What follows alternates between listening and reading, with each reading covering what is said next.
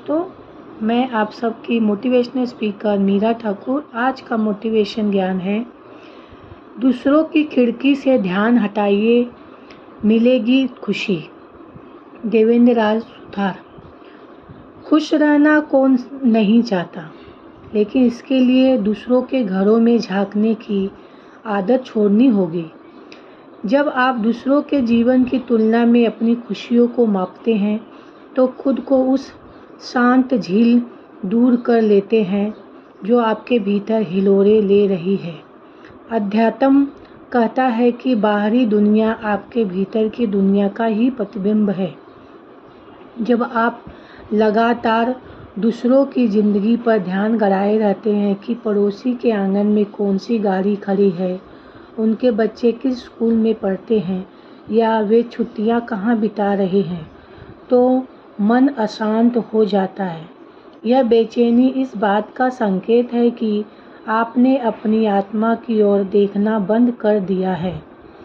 Social media पर देखते हैं कि कोई किसी खूबसूरत जगह घूम रहा है, कोई सफलता का जश्न मना रहा है, तो मन में अनजाने ही यह सवाल उठता है, उनकी ज़िंदगी इतनी अच्छी क्यों और हमारी खुशियाँ भाप बनकर उड़ जाती हैं, क्यों? लेकिन यह प्रश्न आत्मा के स्तर पर अधूरा है।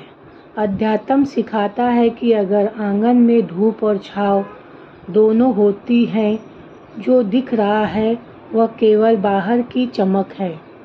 जब ध्यान बाहर से हटकर भीतर जाता है तो स्पष्ट होता है कि खुशी कभी भी भौतिक चीज़ों या उपलब्धियों में नहीं थी। भगवद गीता में कहा गया है, जो व्यक्ति आत्मा में स्थित होकर संतुष्ट रहता है, उसके लिए बाहरी परिस्थितियां मायने नहीं रखती। आपकी अपनी ज़िंदगी, आपके अपने संघर्ष और खुशियां भी अनमोल हैं, लेकिन जब मन दूसरों के आंगन की हरियाली देखने में लगा रहता है तो भीतर के फूल मुरझाने लगते हैं। खुश रहना है तो अपनी नज़र का फोकस बदलिए। दूसरों की खिड़कियों में झांकने के बजाय अपनी आत्मा के दर्पण को साफ कीजिए।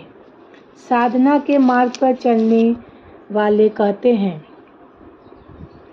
जहाँ ध्यान जाता है वहीं ऊर्जा बहती है। जब आपका ध्यान दूसरों की ज़िंदगी पर होता है तो आपकी ऊर्जा बिखर जाती है, लेकिन जब आप अपने भीतर स्वयं के विचारों, भावनाओं और आंतरिक शांति पर ध्यान करते हैं, वही ऊर्जा आपको संतोष और आनंद देती है।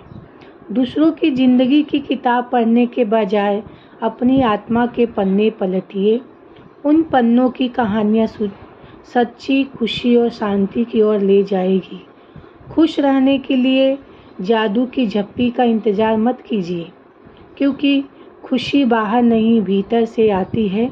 हम सोचते हैं कि कोई खास पल, बड़ी सफलता या किसी का प्यार हमें सच्ची खुशी देगा, लेकिन यह भ्रम है।